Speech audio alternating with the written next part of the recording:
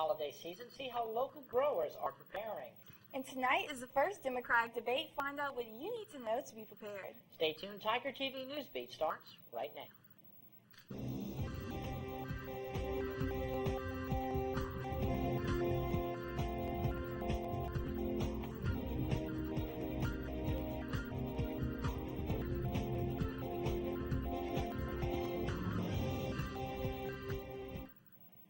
Good evening, Tigers, and welcome to Newsbeat. I'm Mitch Rabelais. And I'm Michaela Morgan. Thanks for joining us.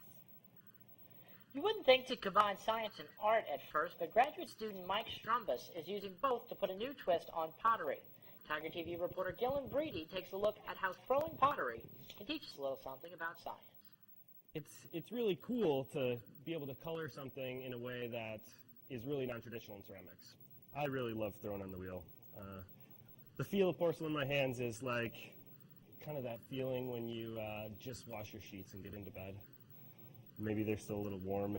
That's just really, it's a comfort to me that I never want to give up. Grad student Mike Strumbus is an artist, but he also considers himself a scientist, and he wants to change people's minds about art by turning their attention to the science behind the beautiful pieces he creates.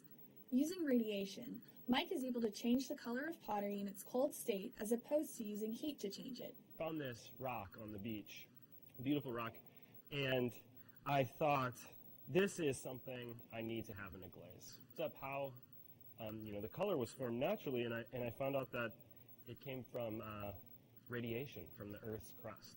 Working with the nuclear science department, Mike was able to find a way to create works of art that also tap into the science found in nature. Every day I walk past the nuclear science building, and I thought maybe I should go in there and talk to some of those guys and see if it's possible to maybe make a glaze that's colored with radiation. Working with health physics PhD candidate Charlie Wilson and health physics grad student Amin Hamadeh, together they came up with a glaze that allows the pottery's color to change in a non-traditional way. It's really lovely to be able to have art that celebrates science and to have science that's informed by, aesthetics.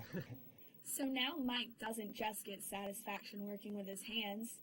Thinking through the science behind his art is also beautiful. For Tiger TV, I'm Gillen Breedy. Strumbus is currently working on a patent for his glaze and hopes to commercialize it in the near future. Thanks to a new grant, some LSU students will be able to conduct research in the French Alps. The Erasmus Plus grant, funded by the European Union, will allow LSU to exchange up to 6 students over a period of 2 years with the University Joseph Fourier in France. LSU is the first American university to form a partnership with UJF. Faculty and student applications are now available for those interested in being a part of the program next spring. The deadline for turning in applications is November 15th. The LSU Faculty Senate passed legislation last week requesting that LSU change the credit hours needed to make the chancellors and dean's list. Currently, the dean's list awards students who earned a 3.5 to 3.9 GPA over 15 credit hours. The chancellor's honor roll requires a 4.0 GPA with 15 credit hours also. Resolution number 12, the bill in question, asks that LSU change the number of credit hours required for both awards to 12. Currently, 10 of the other 14 SEC schools require 12 hours for similar awards. Fall is officially in full swing and Halloween is right around the corner, but difficult weather conditions might make carving pumpkins a bit more challenging than usual. Heavy rains and droughts on the West Coast has led to a shortage in the number of pumpkins this season. The average price of pumpkins is increasing, and local businesses are starting to feel the impact. The droughts in California and the fires in the Midwest were causing issues with all the pumpkin growing. So we went ahead and had to make our order earlier, and we're paying more per pumpkin this year. Good news for online shoppers. Online payment service PayPal says it will help cover the cost of returning shipments this holiday season. The company says it will reimburse U.S. customers shipping costs for up to 4 returns between today and January 31st. They will cover up to $30 for each returned shipment. Payment offered a similar service in almost 40 other countries before unveiling it for their U.S. customers. Macy's, Walmart, and Apple are among the online retailers that accept PayPal. Today we're getting a first look at blue skies and water ice from Pluto. These images come from NASA's New Horizons spacecraft, which is studying Pluto and its moons. Researchers say Pluto's blue sky tells scientists about the size and makeup of the dwarf planet's haze particles. The particles appear to be larger than the ones around Earth. And as for the water ice, New Horizons detected a number of small exposed regions of water ice on Pluto, but it's not yet clear as to why the water appears exactly where it does. According to researchers, the fate of New Orleans is sealed and the city is set to be underwater by 2100. Researchers from Climate Central published a study yesterday revealing that no actions that reduce global carbon emissions can save the city. The study did not pinpoint a time frame for when the seas would rise due to difficulties of estimating the rate of melting ice. Scientists say as much as 1/10 of the current U.S. population is living on land that is said to be submerged within the next century. Coming up after the break, we've got details on tonight's Democratic presidential debate and poll results that show who the voters are favoring. I'm waiting for that. And also, Common Core test results have been released. Find out how well Louisiana students scored. Stay tuned. We'll be right back. The first Common Core test results are out, and Louisiana students scored well below the state's goals. Student scores were divided into 5 achievement levels: advanced, mastery, basic, approaching basic, and unsatisfactory. Initial results showed that only 22 to 40% of students in grade 3 through 8 achieved mastery. The state is striving for the majority of students to reach mastery so they can be fully prepared for education after high school. Well, Louisiana is about to choose their next governor, and Republican candidates are fighting for their spot in the runoff election on Saturday, October 24th. David Vitter and a pro-Vitter super PAC are attacking Lieutenant Governor Jay Darden. The advertisements accuse him of voting for lifetime health care that would be paid for by Louisiana voters. These advertisements also question why Darden is getting paid for giving speeches.